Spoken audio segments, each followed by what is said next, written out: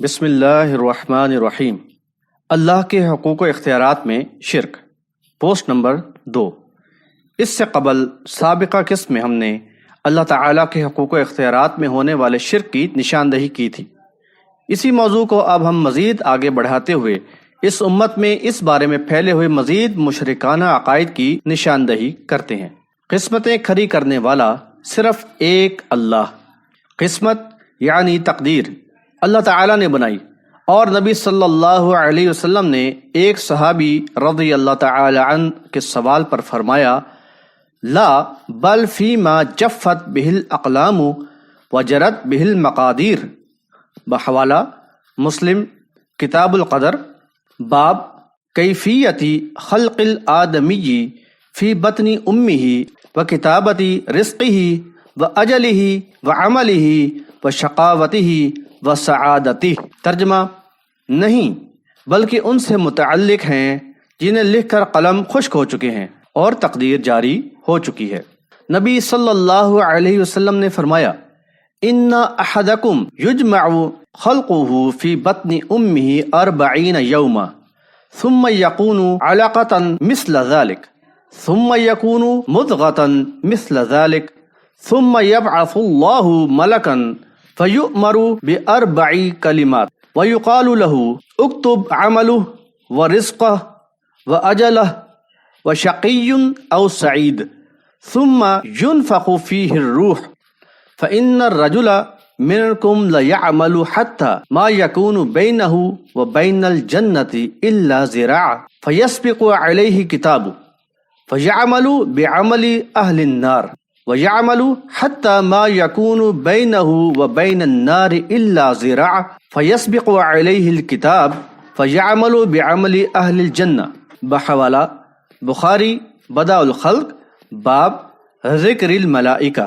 ترجمہ: کہ تم میں سے ہر ایک کی پیدائش ماں کے پیٹ میں پوری کی جاتی ہے، 40 دن تک یعنی نطفہ رہتا ہے، پھر اتنے ہی دنوں تک مضغہ یعنی گوشت رہتا ہے، پھر اللہ تعالیٰ ایک فرشتہ کو 4 باتوں کا حکم دے کر بھیجتا ہے، اور اس سے کہا جاتا ہے کہ اس کا عمل، اس کا رزق اور اس کی عمر لکھ دے، اور یہ بھی لکھ دے کہ وہ بدبخت جہنمی ہے یا نیک بخت جنتی۔ پھر اس میں روح پھونک دی جاتی ہے، بے شک تم میں سے ایک آدمی ایسے عمل کرتا ہے کہ اس کے اور جنت کے درمیان صرف 1 گز کا فاصلہ رہ جاتا ہے کہ اس کا نوشتہ یعنی تقدیر غالب آ جاتا ہے اور وہ دوزخیوں کے عمل کرنے لگتا ہے، اور ایک آدمی ایسے عمل کرتا ہے کہ اس کے اور دوزخ کے درمیان صرف 1 گز کا فاصلہ رہ جاتا ہے کہ اتنے میں تقدیر الہی اس پر غالب آ جاتی ہے اور وہ اہل جنت کے کام کرنے لگتا ہے۔ بتایا گیا کہ تقدیر لکھنے والا قلم خشک ہو گیا ہے، یعنی اب تقدیر میں رد و بدل نہیں ہوگا، اس کا عمل بھی لکھ دیا جاتا ہے اور ساری زندگی میں اسے کیا کیا ملے گا وہ بھی لکھ دیا جاتا ہے، یہاں تک کہ مرنے کے بعد جنت میں جائے گا یا جہنم میں، یہ سب لکھ دیا جاتا ہے۔ لیکن یہ قرآن و حدیث سے دور رہنے والا یہ کلمہ گو نعرہ لگاتے ہیں، امام بری امام بری، میری قسمت کرو کھری۔ سوچیں کہ اس کا سب کچھ تو اللہ نے لکھ ہی دیا، تو پھر کس نے امام بری کو یہ اختیار دیا ہے کہ وہ لوگوں کی قسمتیں کھری کرے؟ مومن تو ہر حالت میں اللہ تعالیٰ پر توکل کرنے والا ہوتا ہے، اور اس کا یقین ہوتا ہے کہ جو کچھ میرے رب نے میرے لیے لکھ دیا ہے وہی مجھے ملے گا۔ سورۃ التوبہ آیت نمبر 51۔ اعوذ باللہ من الشیطان الرجیم، قل لن یصیبنا الا ما كتب اللہ لنا هو مولانا وعلی اللہ فلیتوکل المؤمنون۔ ترجمہ: کہہ دو کہ نہیں پہنچے گا ہمیں کوئی نقصان مگر جو لکھ دیا ہے اللہ نے ہمارے لیے، اور مومن تو اللہ ہی پر توکل کرتے ہیں۔ اس کائنات میں کوئی ایسا نہیں کہ اللہ تعالیٰ کے لکھے کو رد کر سکے، اور نہ ہی کوئی کسی کو اللہ کے لکھے سے بچا سکتا ہے۔ سورۃ الاحزاب آیت نمبر 17۔ قل من ذا الذی یعصمکم من اللہ ان اراد بکم سوءا او اراد بکم رحمہ ولا یجدون لهم من دون اللہ ولیا ولا نصیرا۔ ترجمہ: کہہ دو کہ کون ہے جو بچائے گا تمہیں اللہ سے اگر وہ ارادہ کرے تمہارے ساتھ برائی کا یا وہ ارادہ کرے تمہارے ساتھ اچھائی کا، یہ لوگ نہیں پا سکتے اللہ کے علاوہ کوئی مددگار۔ افسوس کہ گمراہی کا شکار یہ کلمہ گو نعرہ لگاتا ہے، اللہ کے پکڑے تو چھڑائے محمد، محمد کی پکڑ سے کوئی چھڑا نہ سکے۔ مشکل کشا اور غوث الاعظم کون؟ پوری کائنات کی مخلوق کو اللہ تعالیٰ نے بنایا۔ وہ صبح و شام اس ہی کی تسبیح بیان کرتے ہیں۔ جب کسی کو کوئی تکلیف ہوتی ہے تو وہ اللہ ہی کو پکارتا ہے اور اللہ ہی اس کی پکار کو سنتا اور اس کی مشکل دور کرتا ہے۔ لیکن یہ کلمہ گو اللہ کے ایک وفات شدہ ولی یعنی علی رضی اللہ تعالی عنہ کو مشکل کشا یعنی مشکلات کو دور کرنے والا، اور دوسرے وفات شدہ بندے عبد القادر جیلانی کو غوث الاعظم یعنی کائنات کا سب سے بڑا پکارے سننے والا، مدد کرنے والا سمجھتی ہے۔ اللہ تعالیٰ نے سورہ یونس آیت نمبر 107 میں فرمایا وَإِن يَمْسَسْكَ اللَّهُ بِضُرٍّ فَلَا كَاشِفَ لَهُ إِلَّا هُوَ وَإِن يُرِدْكَ بِخَيْرٍ فَلَا رَادَّ لِفَضْلِهِ يُصِيبُ بِهِ مَن يَشَاءُ مِنْ عِبَادِهِ وَهُوَ الْغَفُورُ الرَّحِيمُ۔ ترجمہ، اور اگر اللہ تمہیں کسی مصیبت میں ڈالے تو کوئی اسے دور کرنے والا نہیں سوائے اس اللہ کے، اور اگر وہ ارادہ کرے تمہارے ساتھ بلائی کا تو کوئی اس کے فضل سے روکنے والا نہیں۔ اپنے بندوں میں سے جسے چاہے نوازتا ہے اور وہ بخشنے والا اور رحم فرمانے والا ہے۔ سورۃ النمل آیت نمبر 62 میں اللہ تعالیٰ نے فرمایا أَمَّن يُجِيبُ الْمُضْطَرَّ إِذَا دَعَاهُ وَيَكْشِفُ السُّوءَ وَيَجْعَلُكُمْ خُلَفَاءَ الْأَرْضِ أَإِلَٰهٌ مَّعَ اللَّهِ قَلِيلًا مَّا تَذَكَّرُونَ۔ ترجمہ، بھلا کون بے قرار کی التجا قبول کرتا ہے جب وہ اس سے دعا کرتا ہے، اور کون اس کی تکلیف کو دور کرتا ہے، اور کون تم کو زمین میں سے اگلوں کو جانشین بناتا ہے؟ یہ سب کچھ اللہ کرتا ہے، تو کیا اللہ کے ساتھ کوئی اور معبود بھی ہے؟ ہرگز نہیں، مگر تم بہت کم غور کرتے ہو۔ سوچیں، اللہ کے علاوہ کوئی ایسا ہے جو کسی مظلوم، محتاج، بیمار، مفلوج یا گونگے کی سن سکتا ہو؟ وہ رب تو انسان کی شہرک سے زیادہ قریب اور دلوں کا حال جاننے والا ہے۔ اس کے بعد ان فوت شدہ بندوں کو اللہ کا یہ حق اور اختیار دے دیا جائے، کیا یہ بدترین شرک نہیں؟ داتا اور گنج بخش، الوہاب یعنی دینے والا، یہ اللہ کی صفت ہے۔ یاد رہے کہ کائنات کی ہر مخلوق کو اس کے علاوہ کوئی کچھ نہیں دیتا، لیکن افسوس لاہور میں مدفون اللہ کے ایک فوت شدہ بندے کو داتا یعنی دینے والا کہا اور سمجھا جاتا ہے، اور ان کے متعلق یہ بھی گمان ہے کہ یہ گنج بخش یعنی خزانے بخشنے والا ہے۔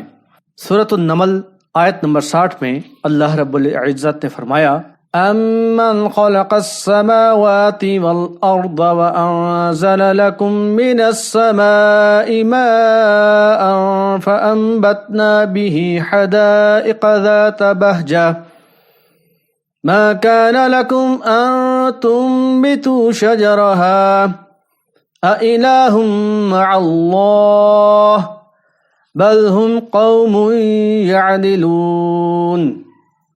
ترجمہ، بھلا کس نے آسمانوں اور زمین کو پیدا کیا، اور کس نے تمہارے لیے آسمان سے پانی برسایا؟ ہم نے، پھر ہم ہی نے اس سے سرسبز باغ اگائے۔ تمہارا کام تو نہ تھا کہ تم ان کے درختوں کو اگاتے، تو کیا اللہ کے ساتھ کوئی اور بھی الہ ہے؟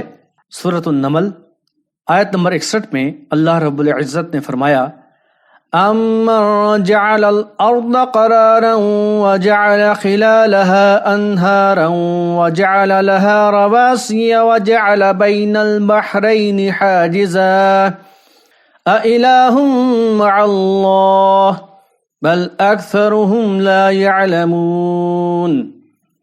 ترجمہ، بھلا کس نے زمین کو قرار گاہ بنایا اور اس کے بیچ نہریں بنائیں اور اس کے لیے پہاڑ بنائے، اور کس نے 2 دریاؤں کے بیچ اوٹ بنائی؟ یہ سب کچھ اللہ نے بنایا، تو کیا اللہ کے ساتھ کوئی اور الہ بھی ہے؟ ہرگز نہیں، بلکہ ان میں اکثر لوگ جانتے ہی نہیں۔ سورہ فاطر آیت نمبر 3 میں فرمایا يا أيها الناس اذكروا نعمة الله عليكم هل من خالق غير الله يرزقكم من السماء والأرض لا إله إلا هو فأنا تؤفكون۔ ترجمہ: اے انسانوں، یاد کرو اللہ کی نعمتوں کو جو اللہ نے تم پر کی ہیں۔ کیا اللہ کے علاوہ کوئی ایسا خالق بھی ہے جو تمہیں آسمانوں اور زمین سے رزق دیتا ہو؟ کوئی نہیں ہے الہ سوائے اس کے، پھر کہاں سے دھوکہ کھاتے ہو؟ سورہ ابراہیم آیت نمبر 34 میں فرمایا وَآتَاكُم مِّن كُلِّ مَا سَأَلْتُمُوهُ وَإِن تَعُدُّوا نِعْمَةَ اللَّهِ لَا تُحْصُوهَا ان الانسان لظلوم کفار۔ ترجمہ: اور اس نے عطا فرمائی ہر وہ چیز جو تم نے اس سے مانگی، اور اگر تم اللہ کی نعمتوں کو گننا چاہو تو کبھی شمار نہیں کر سکو گے۔ بے شک انسان بڑا ظالم ناشکرا ہے۔ یہ آیات پڑھ لیں۔ کیا اللہ کے علاوہ اور بھی کوئی دینے والا ہے؟ پھر علی حجویری کو داتا کیسے مان لیا گیا؟ صرف داتا ہی نہیں بلکہ انہیں گنج بخش بھی کہا جاتا ہے۔ اللہ تعالیٰ سورۃ المنافقون آیت نمبر 7 میں فرماتا ہے وَلِلَّهِ خَزَائِنُ السَّمَاوَاتِ وَالْأَرْضِ وَلَكِنَّ الْمُنَافِقِينَ لَا يَفْقَهُونَ۔ ترجمہ: اور اللہ ہی مالک ہے زمین اور آسمانوں کے خزانوں کا، لیکن یہ منافق نہیں سمجھتے۔ سورۃ الشورى آیت نمبر 12 میں فرمایا لَهُ مَقَالِيدُ السَّمَاوَاتِ وَالْأَرْضِ يَبْسُطُ الرِّزْقَ لِمَن يَشَاءُ وَيَقْدِرُ إِنَّهُ بِكُلِّ شَيْءٍ عَلِيمٌ۔ ترجمہ: اسی کے پاس ہیں کنجیاں آسمانوں اور زمین کے خزانوں کی، کھول دیتا ہے وہ رزق جس کے لیے چاہے اور نپا تلا دیتا ہے جس سے چاہے، بلا شبہ وہ ہر چیز کا علم رکھتا ہے۔ سورۃ الحجر آیت نمبر 21 میں فرمایا وَإِن مِّن شَيْءٍ إِلَّا عِندَنَا خَزَائِنُهُ وَمَا نُنَزِّلُهُ إِلَّا بِقَدَرٍ مَّعْلُومٍ۔ ترجمہ: اور نہیں کوئی چیز کائنات میں مگر ہے ہمارے پاس اس کے خزانے، اور نہیں نازل کرتے ہم اسے مگر ایک مقرر مقدار میں۔ سورۃ الاسراء آیت نمبر 100 میں فرمایا قُل لَّوْ أَنتُمْ تَمْلِكُونَ خَزَائِنَ رَحْمَةِ رَبِّي إِذًا لَّأَمْسَكْتُمْ خَشْيَةَ الْإِنفَاقِ وَكَانَ الْإِنسَانُ قَتُورًا۔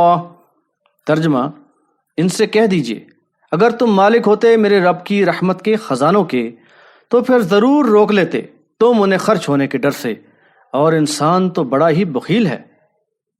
سورہ صاد آیت نمبر 100 میں فرمایا ام عندهم خزائن رحمت ربک العزیز الوہاب۔ ترجمہ: کیا ہیں ان کے پاس خزانے تیرے رب کی رحمت کے جو ہے زبردست اور بہت زیادہ عطا کرنے والا۔ اللہ تعالیٰ نے واضح کر دیا کہ اس نے کسی کو خزانوں کا مالک نہیں بنایا، بلکہ یہ اس کا اپنا اختیار ہے کہ جتنا چاہے نازل فرمائے، اور یہ بھی اس کا اپنا اختیار ہے کہ جس کو جتنا چاہے زیادہ دے اور جس کو چاہے تو کم دے اور جسے چاہے نہ دے۔ لہذا وہی خزانوں کا مالک اور وہی خزانے بخشنے والا ہے۔ اس کے علاوہ اس پوری کائنات میں کسی اور سے متعلق یہ عقیدہ رکھنا کہ وہ خزانے بخشنے والا ہے یقیناً شرک ہے۔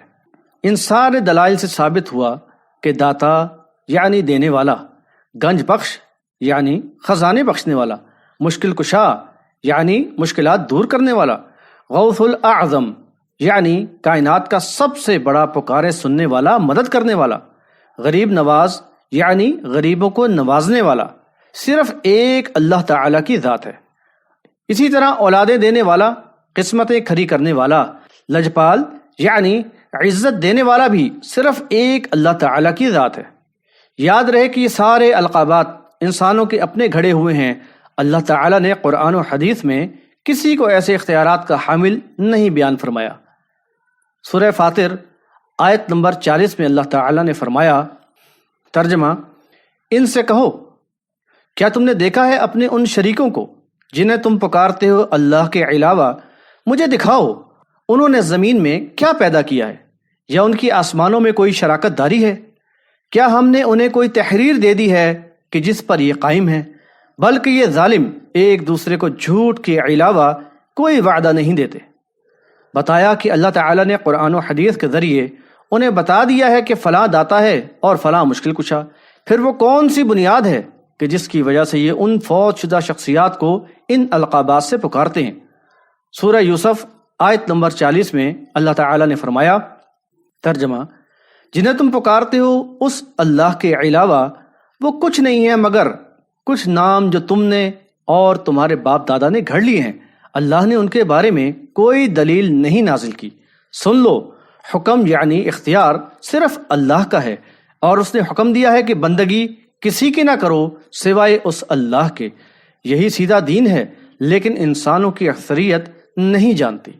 یعنی اللہ تعالیٰ نے تو اس بارے میں کوئی دلیل نازل نہیں فرمائی کہ فلاں غریب نواز ہے یا فلاں غوث الاعظم۔ یہ تو تم نے خود اور تمہارے باپ دادا کے بنائے ہوئے خود ساختہ نام ہیں۔ اس آیت میں اس بات کو بھی واضح کر دیا کہ اللہ کے علاوہ بندگی یعنی عبادت کسی کی نہیں ہوگی، یعنی کوئی بھی اللہ کے صفات کا حامل نہیں سمجھا جائے گا۔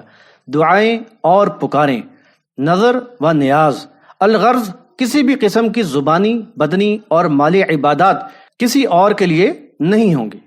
انشاءاللہ اگلی قسم میں شکر گزاری کے شرک کے بارے میں بیان کریں گے۔